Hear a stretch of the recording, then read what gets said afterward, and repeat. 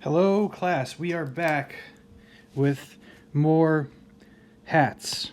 Yes, it is Hat Week at Mary Help of Christians Academy. World history, really, world hats. Okay?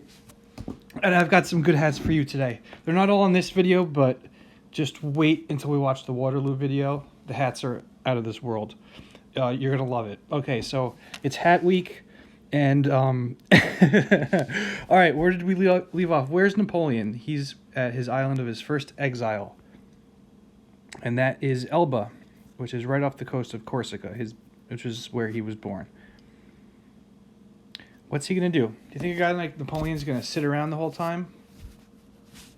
Or do you think he's going to make his escape? Well, the answer should be obvious. He's going to make his escape. He's not going to sit around. The people of France, if we remember, after the revolution, after all this stuff, there's another King Louis in charge. So Napoleon learns about that the French are not happy with this, and he gets help. Whoops, and guess what? He's back. Okay. And L'Enjambé Impérial. I don't know what that means. Imperial something. But if you can see, here's basically Elba. And he's stepping across, and here's France. We're in the age of political cartoons now, too.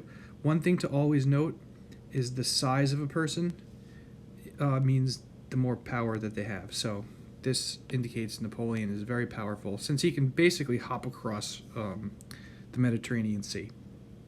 And these are all the monarchists of France and other countries pretty upset that he is back. And of course he has the tricolor flag here with him and a sword ready for battle. So yes, he is. This is March of 1815. He escaped Elba, meets up with his army. So I don't know how he somehow recruits another big army. It seems like there's this unlimited number of soldiers, but whatever. Okay, who can find the error in this slide? Actually, I just noticed it. Oh no, it's not an error. Sorry, King Louis XVIII. That is correct. He runs away. Napoleon is emperor once again. And now we have what are called the 100 Days. He reorganizes his empire. He wants to get everything back into control. And his classic opponents, the British, the Prussians, the Russians, the Austrians, the ones that beat him at Leipzig after the disaster of Russia, they unite to fight him again. As well as he knows, basically the rest of Europe is coming for him also. At this point, he's basically angered everyone, except his French troops and a lot of the French people. So Waterloo, I'm going to assign this video for you to watch. This is the one where, if I have to sum up Waterloo in one phrase, the hats are amazing. So just, yeah, there's just one, yeah, I don't want to spoil it, but just you wait. It's toward the end. You got to watch the whole thing. You will be rewarded. Anyway, Battle of Waterloo. This is Napoleon's worst and final defeat. We had a great video of this with Leia and Litzy. And yeah, you're going to watch in the video how the Battle of Waterloo took place, but it's super famous. Waterloo has gone into common terms as like someone's like worst failure. So yeah, we have this basically one big battle. Napoleon loses, and they, instead of sending him close, they send him to St. Helena. Does it even say it on here? I don't think so. Anyway, he's not getting off here. End of life Napoleon. He becomes a devout Catholic. So that's a big change from, the French Revolutionary kind of destroying church spirit. Not that he was really involved in that. Actually, I don't even know. But he ended up being a catechist for the end of his life. And then he died 6 years later, and they think it's stomach cancer. But in the 1820s, it's kind of hard to tell. Okay, moving forward. Yes, so here is the island of St. Helena. It's closer to Africa than to South America, but it is in between the both of them. Yeah, and so from this place, Napoleon's not going anywhere. cartoon. Here we go. This later is going to be an assignment for you to watch and write little. You have to take a side. Napoleon's Wow. Napoleon's legacy. It's super complicated. So again, some really good things, and also this should say plunged the continent into warfare for 10 years. Hundreds of thousands of people died because of Napoleon. One thing here you can't argue with, he did prove the common man was capable and should be respected. Because remember, what were his origins? He came from an average family, nothing special, and he became an emperor. And so he pretty much proved this whole divine right of kings and that you had to be born into the aristocratic class. That's not the truth. So, yeah, he elevates the common man. He became a hero to them. Again, hundreds of thousands of lives lost in the process. So this is part of what you're going to write about in History versus Napoleon video. You're going to pick a side. And he was as great as man can be without virtue by Alexis de Tocqueville. So he was a great man, but he wasn't a great guy, is kind of what that's saying. Great man in history, but maybe in person not such a good individual. Okay, the next thing we have the Congress of Vienna, so 1815. They started meeting while Napoleon was in exile at Elba. They kind of took a pause during, for Waterloo, and then when they come back, they're going to do some things in Europe. Remember the sans culottes? Those without knee breeches. I can't talk today. These are the knee breeches that we were talking about, that are a sign of the wealthy. Okay, so they want to redraw the map of Europe.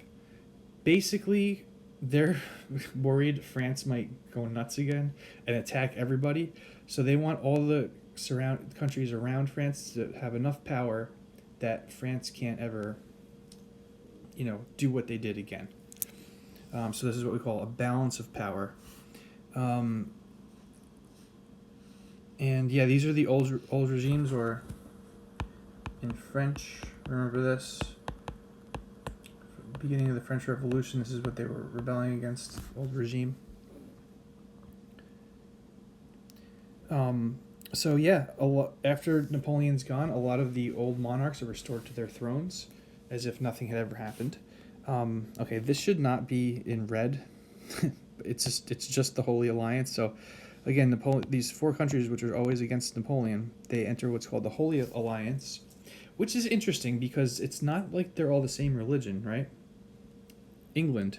Let's do a little quick check. What's their religion? Religion in England. Church of England. Prussia, to be honest, I'm not sure. Probably Protestant, some form of Protestantism. Austria is a mixed bag of Catholic and Protestant. And then Russia. What is the dominant religion in Russia?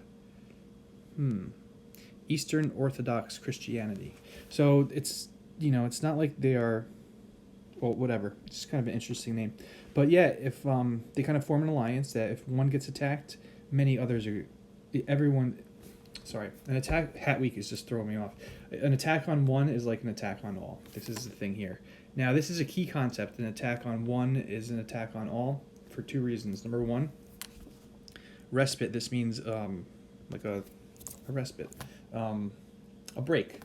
So if you know that if you attack one of them, all of them are going to come after you, then you're not likely to attack any of those countries in the alliance. And the other thing is that this sort of an attack on one is an attack on all. This sort of alliance system comes into play during World War I, big time. And then after World War II, when NATO is formed, it pretty much, during the entire Cold War and stuff, we're going to get into that, but that's the principle that NATO is founded on. The United States is a part of NATO. It's North Atlantic Treaty Organization. And an attack on one is an attack on all. So, for instance, when the United States was attacked on September 11th, and it was found out that Osama bin Laden was most likely in Afghanistan, it wasn't just the U.S. that invaded Afghanistan. It was all these other countries in the NATO alliance. except for France, ironically. And back then, at diners, they stopped serving French fries and they called them freedom fries because they were angry at the French. I'm getting way off topic, okay? But anyway, we have this Holy Alliance formed. This is the map activity you did last week, so I'm going to skip over this guy. Okay, the Congress of Vienna went a little bit too far, right? So they're obsessed with maintaining control.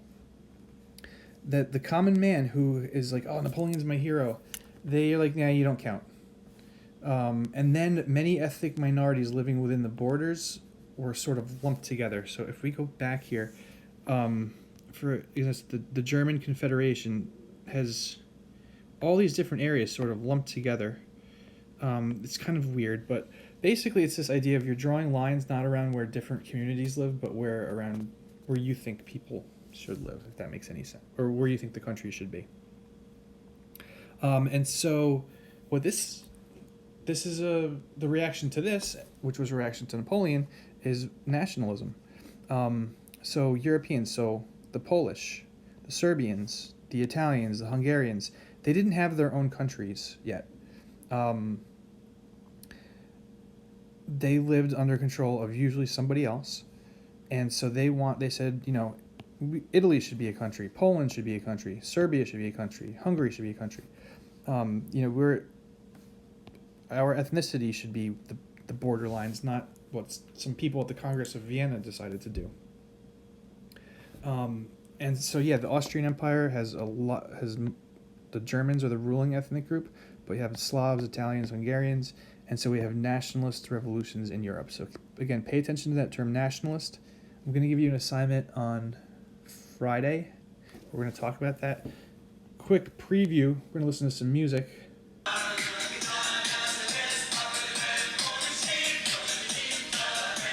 Okay, that's the techno remix of the Italian national anthem. But we're going to analyze the Italian national anthem to look for nationalism.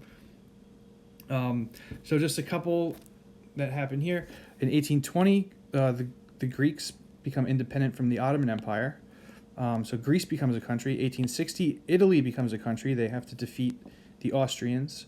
And there's this funny line in the Italian national anthem. It's like, any Austrian that kills one of us, they should choke on our blood. Like this, it's like serious stuff. But again, we'll do more nationalist stuff end of the week. And 1870, finally, Germany becomes a country. Within 100 years, it's going to be involved in 2 major world wars. But yeah, Germany finally becomes a country. So the point here is all of this stuff is a reaction to the reaction against Napoleon. So we have Napoleon, the Congress of Vienna, and then rising nationalism. And this is Giuseppe Garibaldi. He was the leader of the Italian independence movement. And then World War I is nationalism is one of the main causes.